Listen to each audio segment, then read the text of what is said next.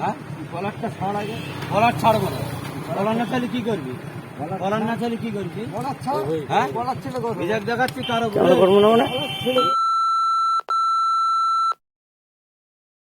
মানে টাকা খাবে সঙ্গে করবে হ্যাঁ আমার টাকা নেই।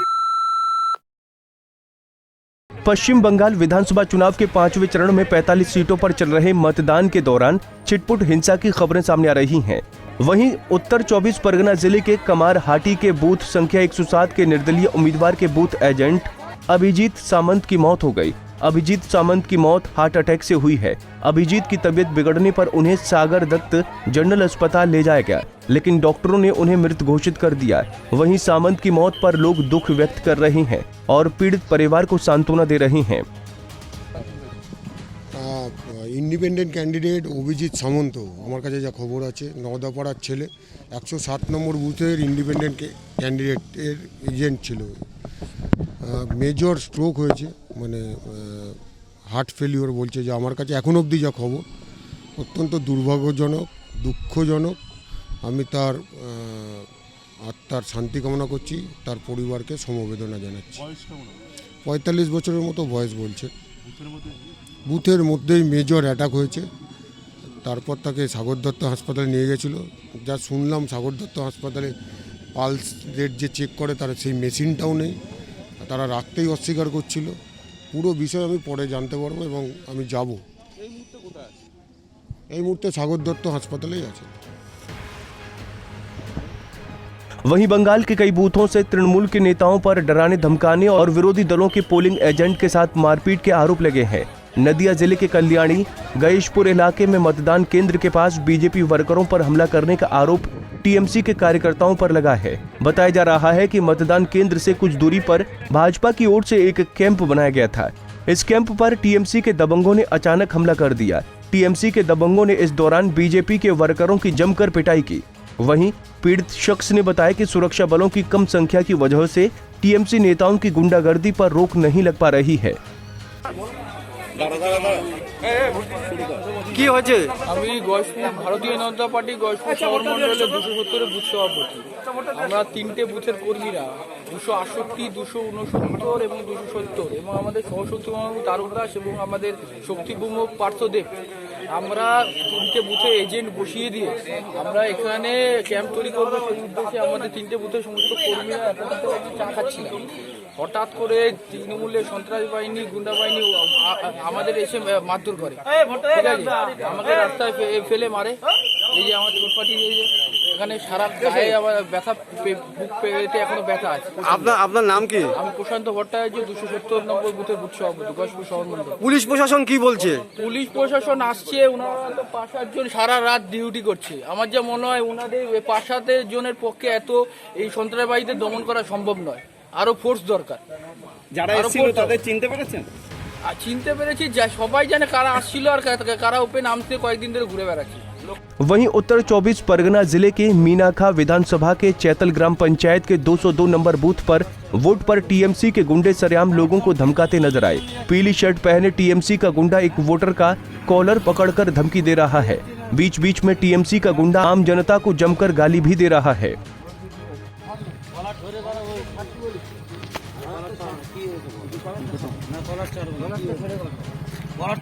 কিসের জন্য যাচ্ছি এখন? হ্যাঁ ভোট দিতে যাচ্ছি না, জমা দিতে যাচ্ছি।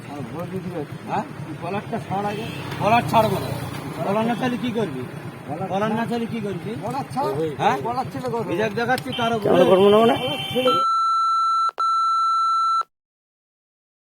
মানে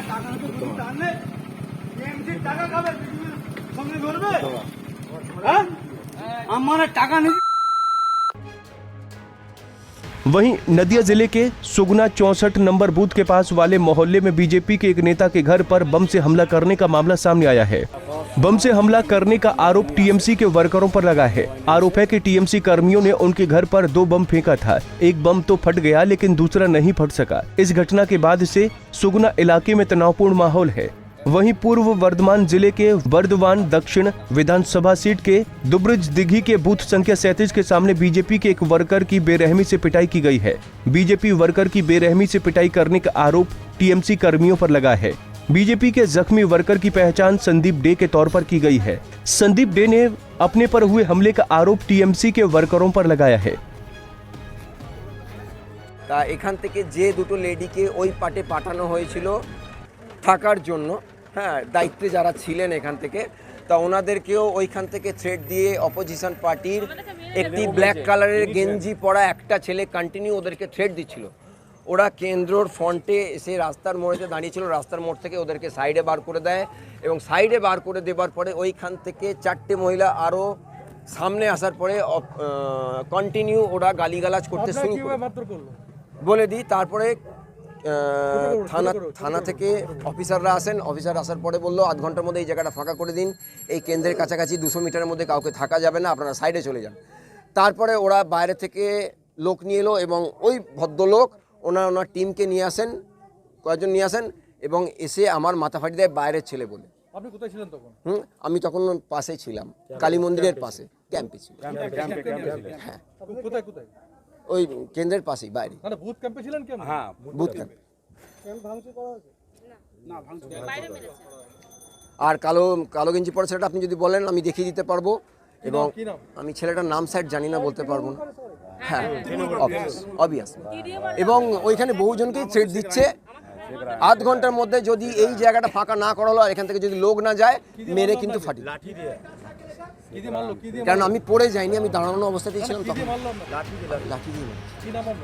আমার नाम সন্দীপ দে। वहीं पश्चिम बंगाल में केवल दूर दराज इलाकों में ही हिंसा नहीं हो रही है, बल्कि राजधानी कोलकाता के विधान नगर में बीजेपी और टीएमसी के वर्करों के बीच हिंसक झड़प हुई। मोहल्ले की गली में टीएमसी और बीजेपी के वर्करों में जमकर जोर आजमाइश हुई। दोनों तरफ के लोगों ने एक दूसरे पर मतदान में गड़बड़ी करने का आरोप लगाकर हमला किया। दोनों तरफ से एक दूसरे पर मुक्के से हमला किया गया। बीच मोहल्ले में हो रही लड़ाई से घमासान मच गया। मोहल्ले के लोग मौके पर तमाशबीन बने रहे। वहीं दोनों पार्टियों के अति उत्साहित वर्कर एक दूसरे को धाराशाही करने की कोशिश करते नजर आए। खुशकिस्मती ये रही कि भारी संख्या में पुलिस फोर्स मौके पर पहुंच गई और हुड़दंगियों को मौके से भगा दिया। साफ है कि पश्चिम बंगाल और राजनीतिक हिंसा एक दूसरे के पर्याय हो गए हैं। शायद ही भारत के किसी राज्य में चुनाव और मतदान के दौरान इस तरह से हिंसा की जाती है। पश्चिम बंगाल की छवि इस हिंसा से बिगड़ गई है, इसलिए तमाम राजनीतिक दलों के नेताओं को पश्चिम बंगाल की छवि को सुधारने के लिए इस हिंसा पर लगाम लगानी चाहिए। पंजाब केसरी टीवी के लिए पूर्वी वर्धमान से उदय प्रताप सिंह की रिपोर्ट। हमसे जुड़े रहने के लिए हमारे YouTube चैनल को सब्सक्राइब करें और नई वीडियो की नोटिफिकेशन के लिए बेल आइकॉन को दबाएं। अगर आप ये वीडियो Facebook पर देख रहे हैं तो लाइक जरूर करें और ज्यादा से ज्यादा शेयर करें। धन्यवाद।